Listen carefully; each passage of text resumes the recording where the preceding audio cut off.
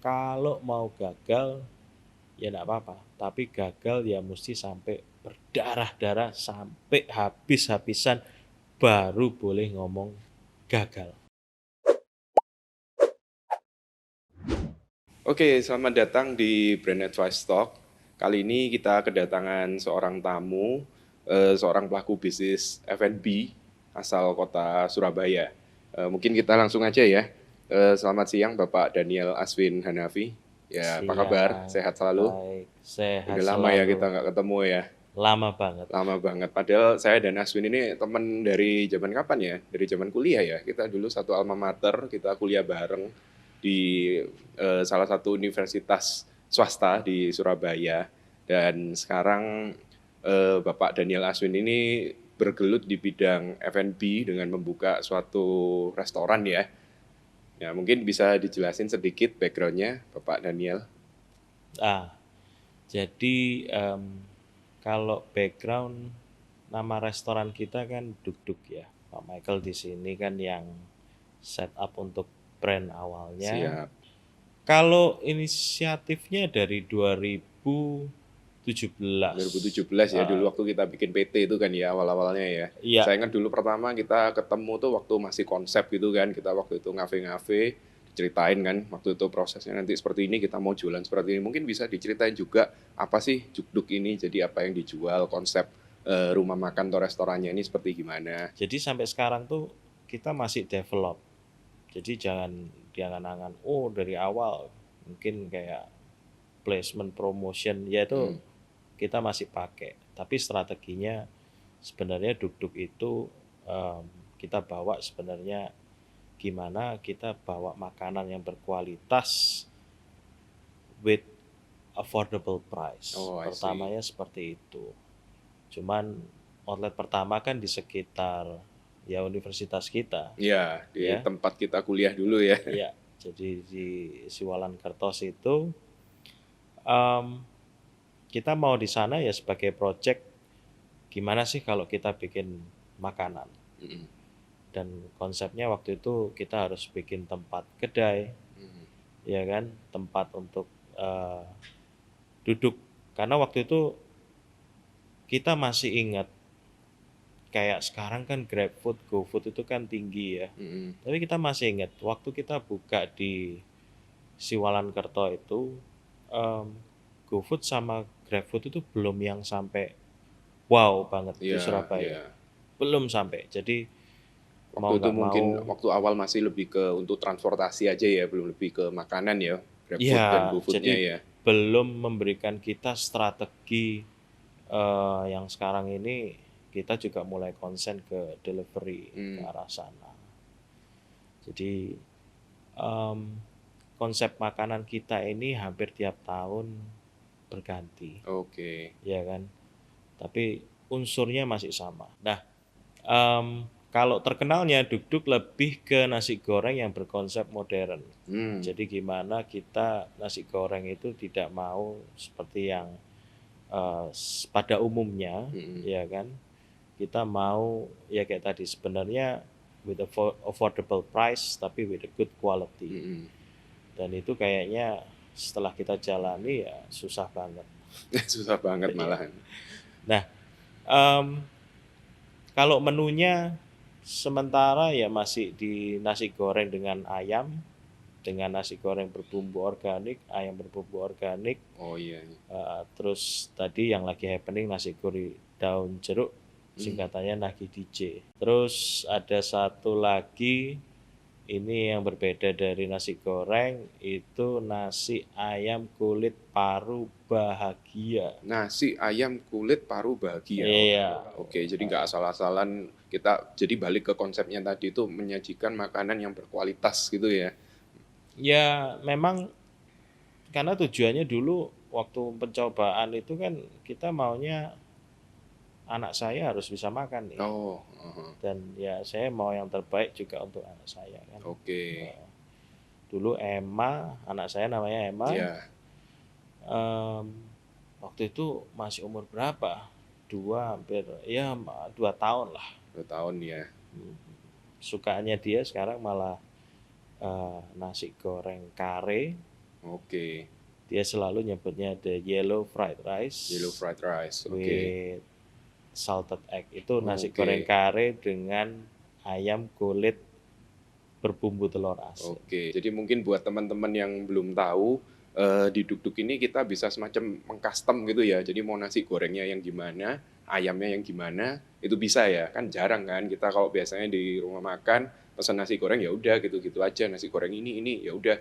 Nah, kalau di Duk Duk ini nasi gorengnya bisa kita custom, lauknya bisa kita custom kan gitu ya. Tuh. Kalau Pak Aswin sendiri menu favoritnya apa di Duk Duk?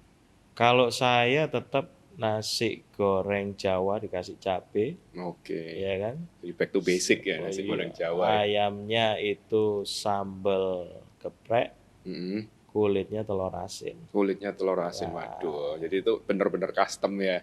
Jadi ini kita lagi mau coba project bagaimana membawa nasi goreng Duk Duk itu ke level yang naik lebih atas lagi. Oh, Jadi siap. kita persiapin, kita mulai ada project bagaimana membuat nasi goreng itu full dengan bumbu itu organik semua.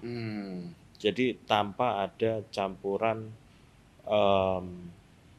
apa ya, kita ngomongnya itu kayak ada bumbu kaleng atau saus tomat lah. Oke, jadi semuanya memang dibikin dari scratch bumbu-bumbunya. Iya, kita bikin dari waktu nasi goreng Dewata sebenarnya konsepnya itu kita ambil dari sambal mata. Jadi kita pakai serai, ya, serai, gula merah, bawang merah, bawang-bawangan juga, terus rempah-rempah lainnya kita masak langsung, terus ada minyaknya, minyak kelapa. Ya mungkin minyak kelapanya itu yang ya melalui proses refinery dan sebagainya. Nah kita masak ya dengan skill-skillnya untuk di suhu berapa atau supaya nggak terlalu gosong ya, karena organik itu kan cepat ini. Nah itu jadi stand out tersendiri sih buat Duk Duk sekarang. Cuman susahnya juga dengan konsep Duk Duk yang lama, sebenarnya kita mau gabungin sama ayam atau kulit yang berbumbu apa nih. Cuman bukan berarti setiap project atau setiap menu baru kalau nggak laku itu not a failure, tapi kayak tadi jadi kayak tangga. Nanti akan bawa Duk Duk ke arah mana seperti itu. Kalau tadi kita kan sudah ngomongin produknya ya, mungkin untuk lebih detail teman-teman bisa follow Instagramnya Duk Duk ya. Instagramnya di dukduk @dukduk.id, dug.id. Terus kita kan tadi sudah ngomongin produknya, kita sudah ngomongin konsepnya.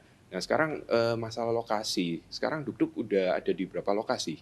Sementara kita baru di 2, ya kan.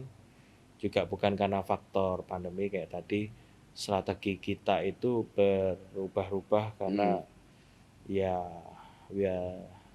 apa ya, ada yang bilang doing by learning, learning by doing, dibolak-balik ya kan.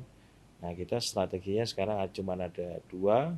Satu itu di Mayakertoarjo, itu kita lagi belajar bagaimana kalau kita full on delivery. Nah, kalau efeknya pandemi sendiri buat bisnisnya Duk Duk ini gimana? Ngefek sekali atau? Ya sangat ngefek karena. Sangat ngefek ya. Memang kan salah satu sektor yang terkena dampaknya pandemi itu di F&B ini ya. Ya hampir semua lah ya. Yang paling efek juga transportasi. Pokoknya yang di bawah naungan pariwisata sudah ya sudah mengerikan ya. Cuman kalau efeknya ya pasti kena efeknya karena sekarang rumah tangga atau orang-orang ya pasti ngencengin atau ngasih gembok ke ini karena dua masalah. Pertama masalah keuangan, mereka pasti semakin berpikir kemana untuk di-spend. Yang kedua ya semakin banyak waktu di rumah, mulai mikir ya musuh orang bisnis restoran owner ya orang yang masak di rumah. Oke, jadi yang kayak pemain-pemain baru gitu kan ya, yang bikin dari home cooking, dikirim-kirim itu kan ya yang semakin jadi apa ya? Kalau itu kompetitor, jadi bukan berarti bukan main trade-nya bukan di sana. Oke. Tapi main trade-nya itu lebih ke ya orang-orang yang dulu mungkin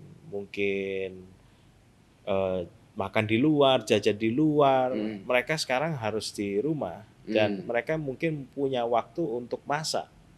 Dan itulah main kompetitor untuk justru jadi restoran kompetitornya owner. bukan sesama restoran tapi justru dengan rumah tangganya itu ya. Iya. Iya menarik. Nah, terus mungkin sebagai seorang pelaku bisnis F&B ya yang sudah jalan beberapa tahun, dari Pak Daniel mungkin ada tips-tips karena kita di Brand Advice ini banyak juga audiens yang dari bidang F&B yang baru mulai atau bahkan anak-anak kuliahan yang mungkin mau lulus lalu mau memulai bisnis dan beberapa mungkin ada ketertarikan di bidang F&B. Jadi dari Pak Aswin, Pak Daniel sebagai yang sudah memulai duluan, ada nggak tips-tips apa dulu yang harus disiapkan? Apalagi mungkin di era pandemi seperti ini. Ya, kalau buat anak muda yang baru lulus kuliah, ya sebenarnya sih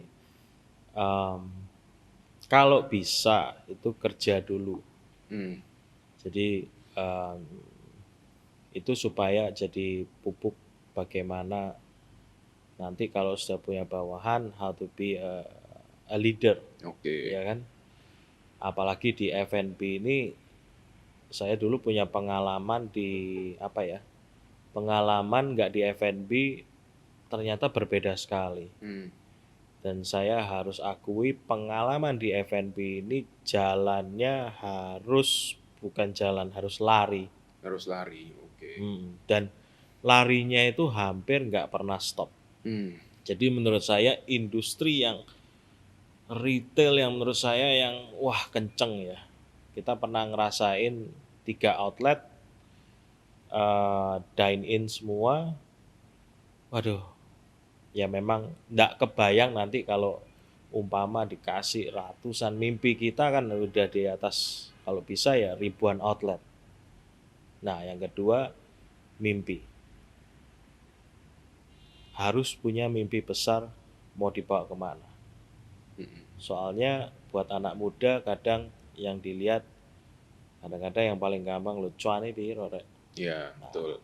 Ya langsung kan? Pertama langsung salam cuan. Nah. Jadi banyak anak muda yang salah kaprah. Apa sih kok ngomong mimpi? Ya kan? Nah ini yang baru saya juga ya mulai berpikiran bahwa kalau mimpimu nggak besar, kamu juga akan nggak bisa mikirin cuan yang untuk dapatin cuan yang besar itu. Fokusnya kemana? Ya ke semua.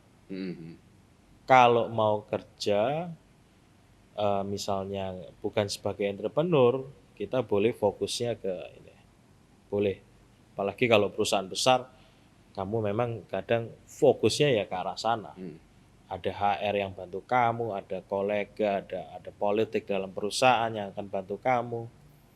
Cuman kalau dari jadi entrepreneur, fokusnya kemana? Ya ke semua. Makanya saya bilang untuk jadi entrepreneur besar, mimpinya harus besar supaya apa? Mulai kelihatan detail-detail yang dilakuin itu banyak sekali. Dan harus step by step harus kamu kuasai. Dan tentu kalau nggak bisa kamu kuasai, kamu harus cari partner. Partner yang bukan bisa kamu percaya tapi yang bisa tumbuh bersama, punya visi yang sama, punya mimpi yang sama. Kalau namanya tiap hari kerja eyel-eyelan atau kita ngomongnya untuk nemuin suatu pemahaman yang bisa ya sudah akhirnya ketemu, wah itu ya tiap hari sudah. Kalau mau gagal ya enggak apa-apa, tapi gagal ya mesti sampai berdarah-darah sampai habis-habisan baru boleh ngomong gagal. Jadi gitu ya teman-teman ya, tips bisnis dari Pak Daniel Aswin ini. Nah, terus mungkin karena kita ini kan di Brand Advice, kita seringnya bahas masalah hukum ya. Jadi ini kan kita channel atau Instagram yang membahas hukum dan bisnis gitu. Nah, mungkin kita mau ngobrol-ngobrol dikit masalah legalitas. Jadi menurut Pak Daniel Aswin, legalitas itu untuk menjalankan suatu bisnis itu seberapa penting sih? Nggak banyak orang akan percaya Lah ngapain kamu brand belum ada tapi kok maksudnya Didaftarin dulu. didaftarin Iya. dulu. Itu untuk beberapa pelaku bisnis lapo ya kan, kalau orang Iya. Surabaya bilang entek-entek no duit dan sebagainya. Mm-mm. Cuman tadi ya karena kita punya mimpi besar. Mm-mm. Jadi kita sudah mulai ngebayangin nih kalau ada apa dengan apa dan juga kita ini partner. Kita nggak mau karena hanya secuil seperti ini. Waktu itu kita bayangin nanti kalau ada yang pakai nama yang sama dan sebagainya, terus nanti ditiru dan sebagainya, dan gara-gara hal yang secuil ini nanti kita ya kita nggak bisa ngapa-ngapain kan, terus proses. Nah, mulai kepikiran tadi. Ya, Nah, akhirnya jadi ya saya bisa bilang sih, jadi untuk Duk-Duk ini sendiri ya, dari awal kita sudah pikirin legalitasnya ya dulu ya, jadi namanya gimana, kita mau ngatur gimana, langsung kita daftarin ya waktu itu juga ya. ya Kebetulan harus saya juga yang assist ya waktu itu untuk pendaftaran mereknya, dan sekarang sudah punya sertifikat ya untuk mereknya sebagai merek terdaftar kan gitu ya. Nah, lalu untuk PT perizinan waktu itu kan kita juga dari awal kita urus semuanya ya waktu itu ya. Jadi PT-nya langsung ada kan, soalnya bentuknya ini dulu kan sampai sekarang sih kan partnership gitu kan ya. Jadi karena ada partner, jadi harus kita bikin suatu badan usahanya yang beneran gitu kan. Nah, waktu itu kita kan dari awal juga bikin PT-nya, setiap ada perubahan kita bikin RUPS-nya ya. Walaupun ya mungkin bisa dibilang skalanya Duk-Duk ini masih relatif baru kan ya. Kalau kita bilang untuk bisnis 3 tahun nih belum lama-lama banget ya, tapi dari segi legalitas semuanya kita jaga gitu kan ya.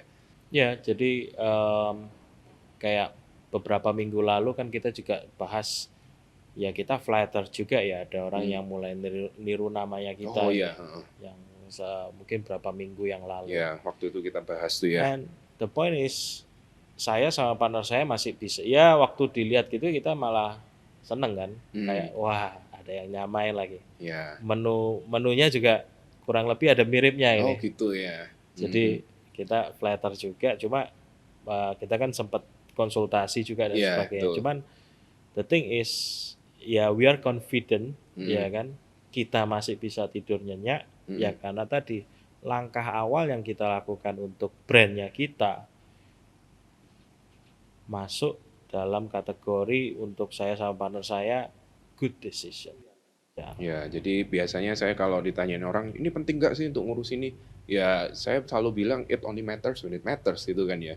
Jadi kalau kita prepare di awal, kalau sampai ada kejadian yang menimpa kita, itu kita paling nggak ada jaminan untuk lebih safe gitu kurang lebih. Ya karena sangat penting banget ya Mike, karena gini, saya nggak cerita restoran apa gitu ya, tapi mungkin berapa tahun yang lalu di saya lupa Jakarta, bayangin makanannya enak sekali tapi harus tutup karena dia nggak meregisterkan brandnya dia dan di take over oleh orang lain dengan makanan yang nggak enak. Bayangin, bukan ya gimana ya, kalau kita yang pernah ngerasain masakannya ya aduh, kalau orang Surabaya bilang kan terus ceeman ya, betul. atau ada orang yang kasar bilang aduh gobloke gitu ya. Ya sorry rada kasar, cuma realita kadang-kadang kan ngomongnya seperti itu. Iya, betul. Jadi makanya kadang-kadang kan sayang sekali kalau ada orang yang bisa nyiptain makanan enak udah jalan berbelasan tahun, uangnya ada ya kan, sudah ngumpulin uang terus ekspansi, terus harus tutup cuman karena ya masalah brandmu itu ya. diambil orang lain dan kamu harus ganti brand dan mulai dari nol lagi. Iya, tapi ya nggak bisa lagi karena brandnya sudah salah. Iya. Jadi bukan a light thing, karena makanan bukan hanya yang masuk ke mulut kita, tapi juga bagaimana konsumer itu istilahnya memakan dari brand itu. Karena apa? Trust within the consumer and the brand.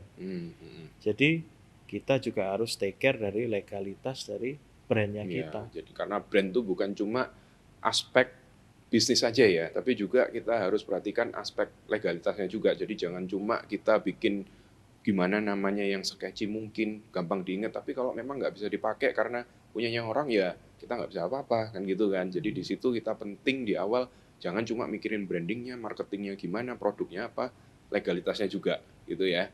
Nah, terus mungkin sebelum kita akhiri untuk Duk sendiri, plan kedepannya gimana? Apakah kan gini kita kalau ngomongin bisnis pasti ada rencana untuk ekspansi, untuk scale up gitu kan, supaya kita selalu bisa jadi lebih baik gitu kan.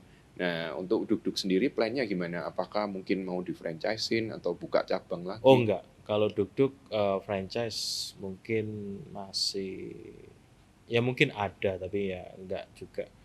Tapi kalau partnership iya, karena kayak tadi kita mau growth yang nggak mau terlalu cepat Hmm. seperti ini.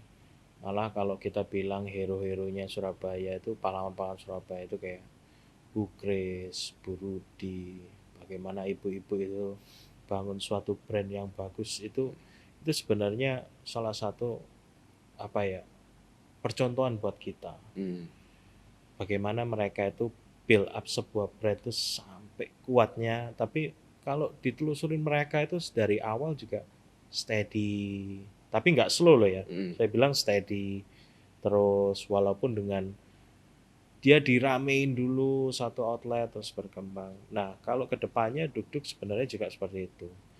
Kita nggak mau growth-nya terlalu boom. Kita mau growth-nya steady terus, walaupun dengan ada pandemi ini nanti juga steady lagi. Karena apa? Pertama, kita ini masih baru, masih banyak yang harus kita pelajari. Strategi kita adalah lebih ke partnership, lebih ke smaller tapi everywhere, ya kan, untuk placement yang masih sama itu quality juga, ya kan. Pokoknya tujuannya adalah saya mau yang terbaik untuk Emma nih yang bisa makan, ya Oke, kan. ya. Jadi kualitas harus di sana, affordable price juga masih bisa, masih jadi part of our DNA, dan juga gimana kita mewujudkan sebagai Duk itu the best restoran in term of nasi goreng. Oke. Jadi kita mau modernisasi nasi goreng seperti itu. Oke, mantap. Oke, terima kasih Pak Daniel Aswin telah datang di studio Brand Advice untuk sharing ya. Terima kasih ilmu-ilmunya, terima kasih sudah sharing ke teman-teman audiens kita tentang gimana menjalani bisnis F&B, gimana kalau kita mau start bisnis F&B. Semoga Duk sukses terus, semoga Duk semakin growing terus ya. Buat teman-teman yang belum pernah cobain bisa kepoin ke Instagramnya ya di duk pakai G ya, dug.id. Dan juga kalau di Surabaya available di GrabFood ya. GrabFood dan GoFood. GoFood juga ya. Ya. Oke, jadi bisa langsung cobain. Lalu dari Pak Aswin mungkin ada pesan-pesan. Pesan-pesan terakhir ya, cobain Duk nggak nyesel. Nggak nyesel, siap. Oke, sekian untuk Brand Advice Talk episode kali ini. Terima kasih Pak Aswin. Salam untuk partnernya Pak Endra. Jangan lupa share kalau postingan ini bermanfaat buat teman-teman. Jangan lupa juga di komen kalau ada pertanyaan lebih lanjut. Pastikan bisnis teman-teman legal dari awal. Terima kasih.